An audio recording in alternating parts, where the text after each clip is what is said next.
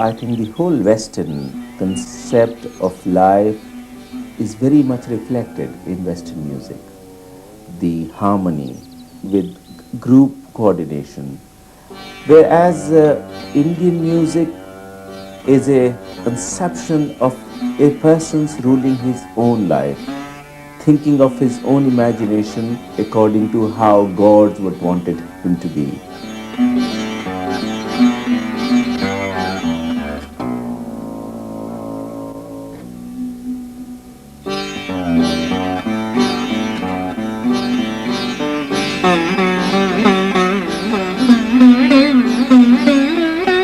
We are most of us musical imperialists. Even when we listen to the sounds of the East, we hear them with Western ears. If we could only open our ears, we might find things outside our own music that made us listen again to what we take so much for granted.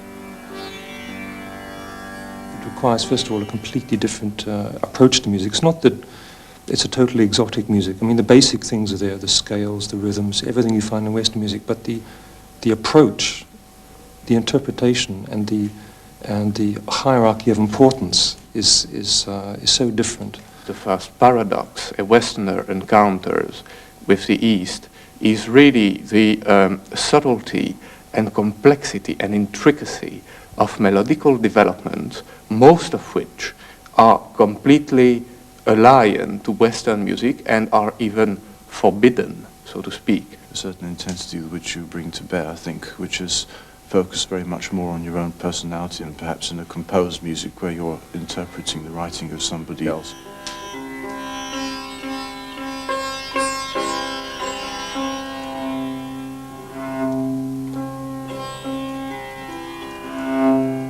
Imrat Khan is not only a formidable player, he's also a great teacher. Lovely. Last spring, he spent 3 days with a group of Western students in a country house in Somerset, working within the sounds of Indian classical music and combining Western and Eastern instruments. There are many beautiful things that we have learned from the West. But I do like the West to also learn a lot from our culture. And that's how I think we will be only living in a better world if we have better understanding for each other.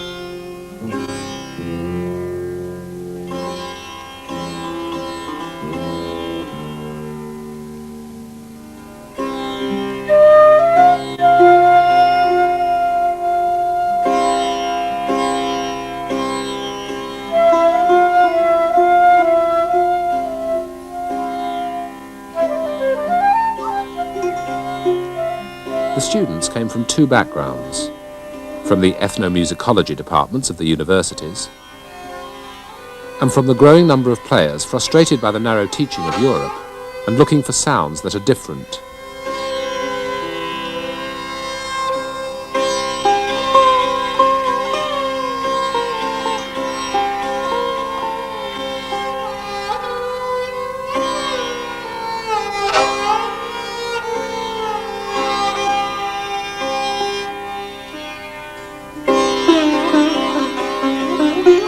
They had to find their way through a sound world without harmony, without written notes, without regular 3 and 4 beat rhythms, without fixed tuning.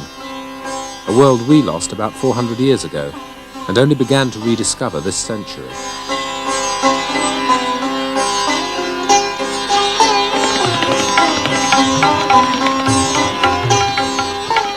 The Western music is something like painting on the wall with big colors, and Indian music is something like a miniature painting which has very fine lines, has to be seen minutely.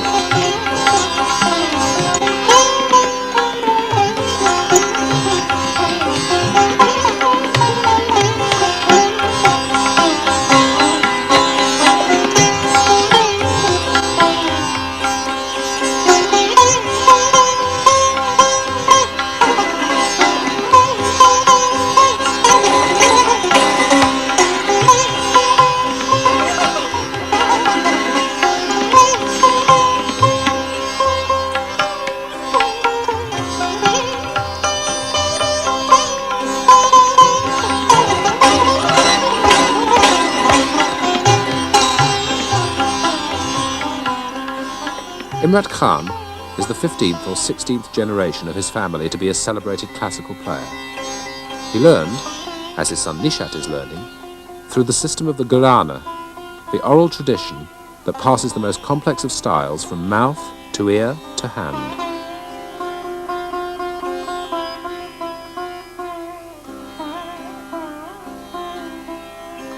My uncle Ustad Khan taught me the art of playing Surbaha, which he learned from his father, who was my grandfather.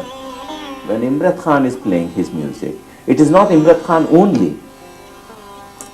It is his brother, his father, and many more masters.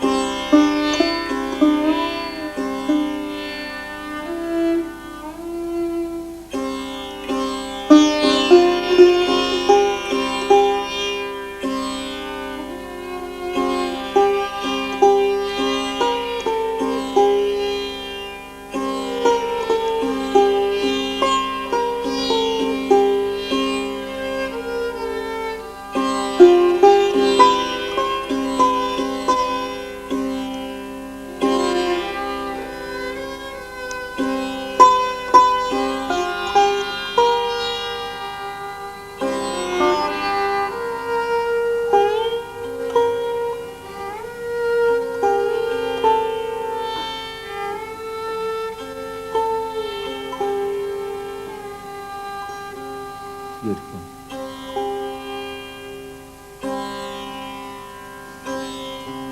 Indian music is based on rags, and the rags are made from tat, which is in Western music is something is equivalent to the scales or modes what you have here, and from those scales or those moods, the chosen notes of the rag of ascending and descending makes a rag. I will give an example. What scale do you have? Bhairo. Yes.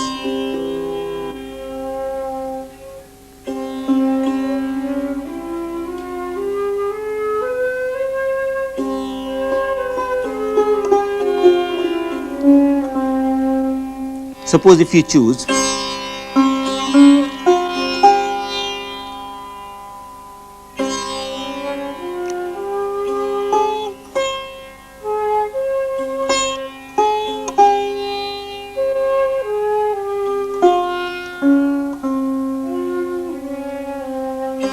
so now you are doing 5 notes ascending and 5 notes descending. Then you have to remain in this. Once these notes are fixed, then they are called rag. Rag means a certain discipline of ascending and descending. And then a musician has to remain in that discipline. So,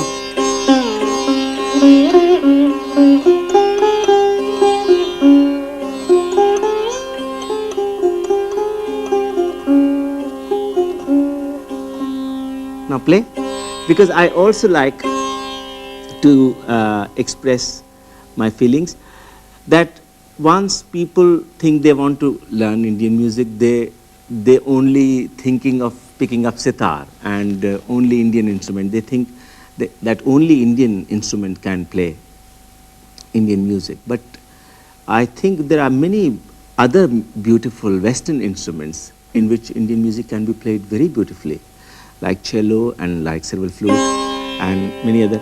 Maybe there will be little scope for slurring. There may not be so much scope, but the stresses, say,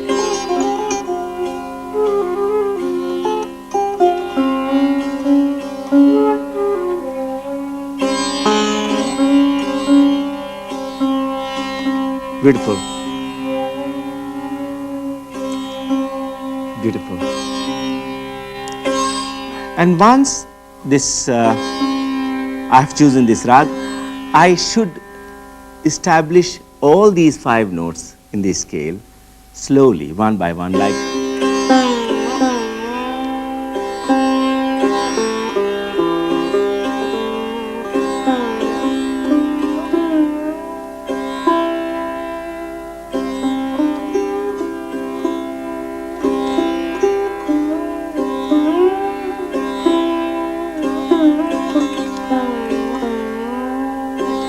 And these slurrings are very beautiful because it is not harmony, it's only melodic line. And melodic line can be, and it can be,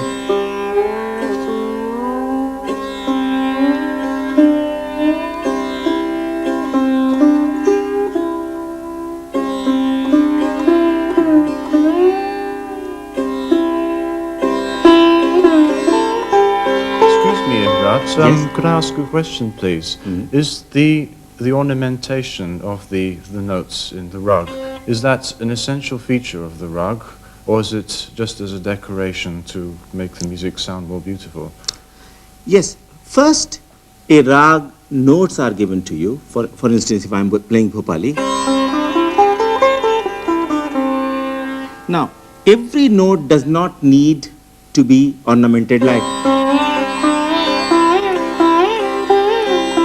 It becomes just cats crying. But a musician has to choose what note, what phrases has to be on straight notes and what notes has to be with the slurring. If you just keep playing a rag,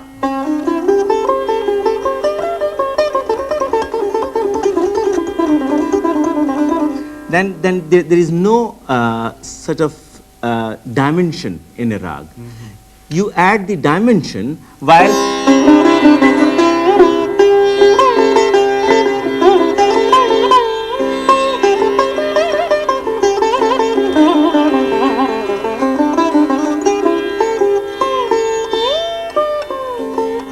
So these slurrings and ornamentations are the imagination of an artist, how he likes to embellish, does the embellishment of the melody and the rag. Can you slur between any 2 notes in a rag? Or are there some notes where it's forbidden?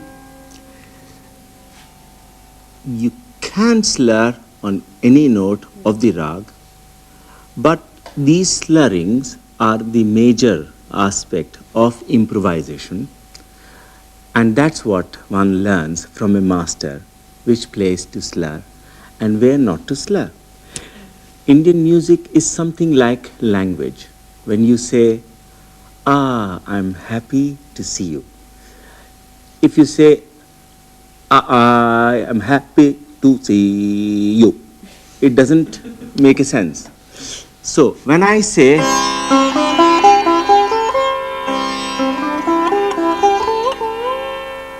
so these mannerism one has to learn while learning from the master.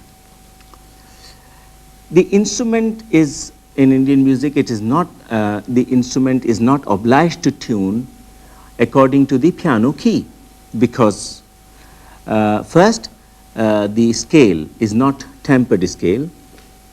It is pure scale what Indian musician will have to play on.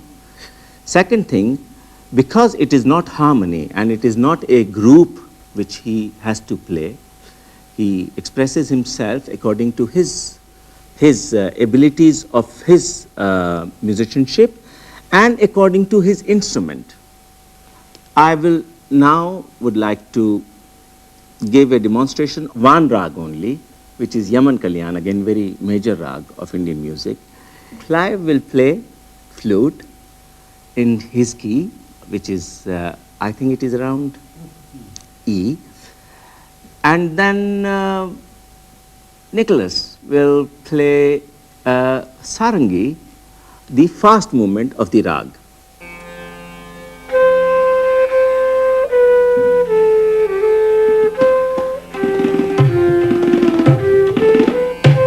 Indian music only begins to make sense when you know what not to listen for. Not harmony, but melody. Not even, smooth textures, but rich, resonant, characterful tone.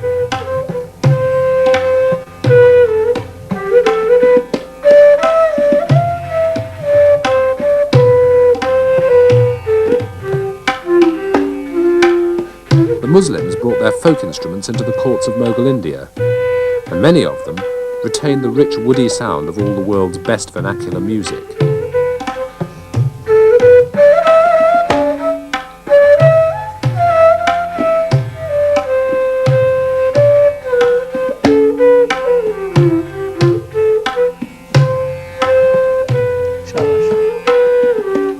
They also retain another important folk characteristic. They each have their own home key, not one fixed tonic for everyone. In the case of this bamboo flute, around our key of E.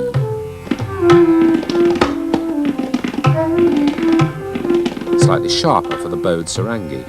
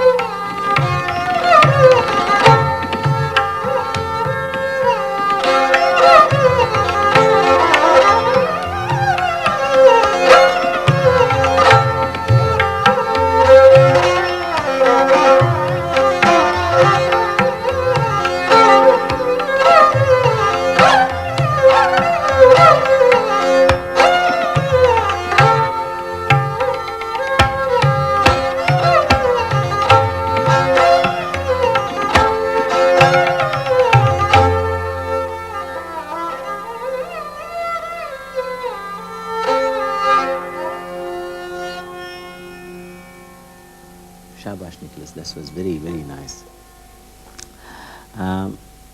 In India, the rhythmic aspects has developed something like the melodic aspects. Separately, we don't see rhythm and music one. We see them two separate aspects of music, something like brain, mind and heart in the body. And combining these two aspects together, we make music.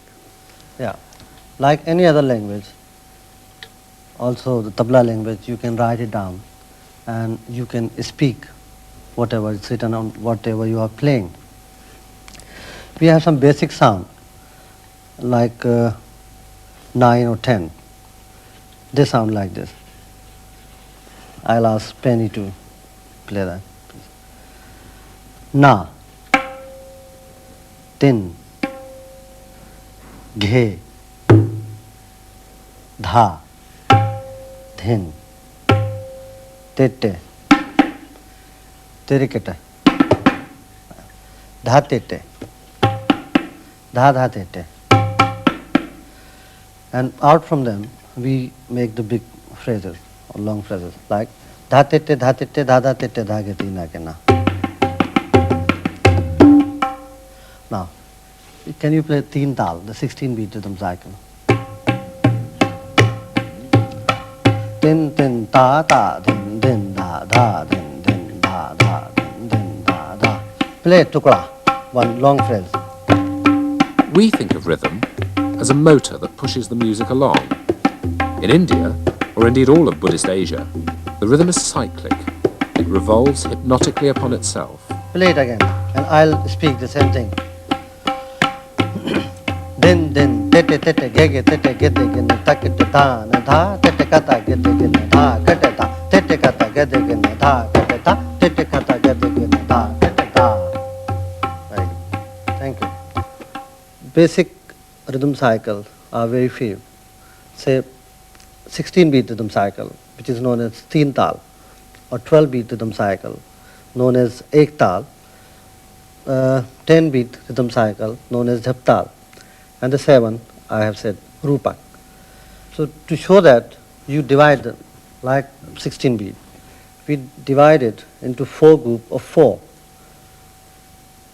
And we have, 1, 2, 3, yeah. 4. 1, 2, 3, 4. 1, 2, 3, 4. 1, 2, 3, 4. 1, 2, 3, 4, 5, 6, 7, 8, 9, 10, 11, 12, 13, 14, 15, 16, 1.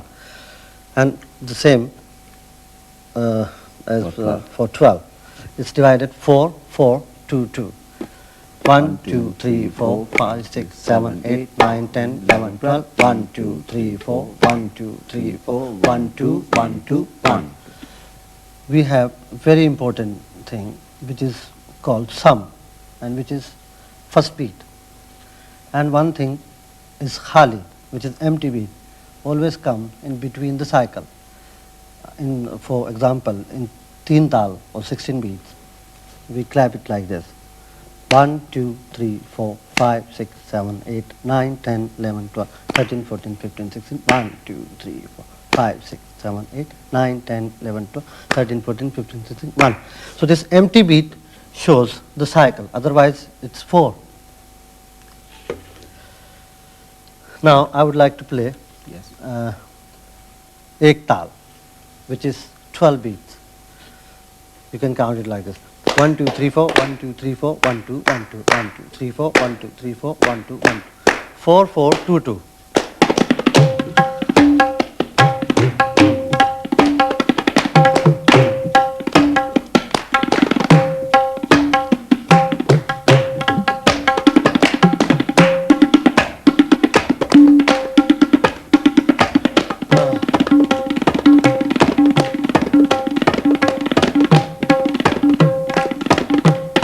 The rhythm makes the music inhabit and occupy space, rather than pushing the music chronologically through it.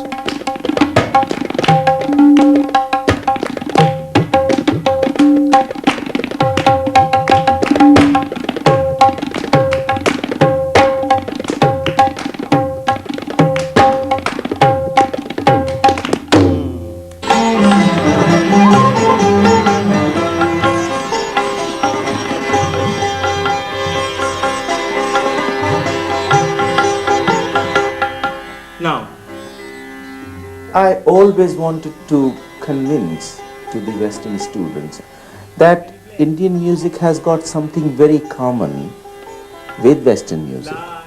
The all natural aspects of music, what you have in West, we have the natural aspect. But people normally see Indian music as very exotic music that is beyond their reach. So I'm very grateful that some of the instruments which I tried to introduce in this could give the naturalness of Indian music and the brotherhood of two musics. Very much for you to come and participate, because then we are going into very fast movement, and from fast movement we are going into the jala. First, So then we are dir-dir bajayenge, tum zara dir-dir bajana, hum dir-dir bajayenge, फिर दोनों dir-dir की तिहाई एक साथ लाएंगे. And then after dir-dir की तिहाई एक साथ लाने के बाद फिर हम लोग फिर धीरे-धीरे जाकर झालक बजाने को लगे, dir-dir करते हम dir-dir करते हम dir-dir हम dir-dir हम.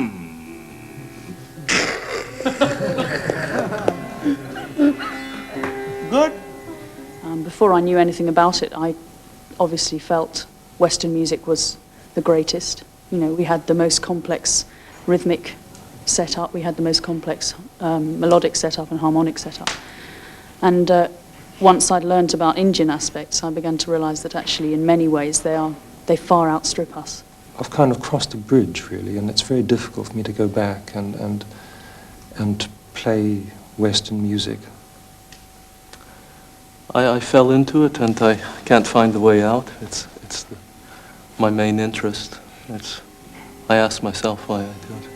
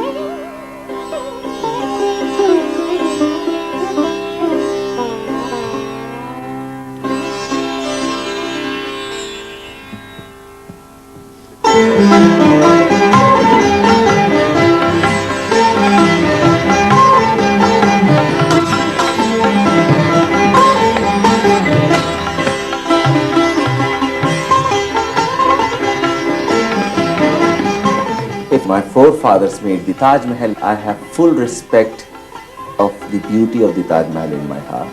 I won't reject Taj Mahal. I won't destroy it. I will build something on the side of it, which will show the link in between Taj Mahal and myself. And I will try and do something with that to add, which will guide the coming generation. So, on that composition, now we are all showing our personality and our ideas. And that's how I was trying to explain the past is synchronizing with the present. And that's how this present is going into the future.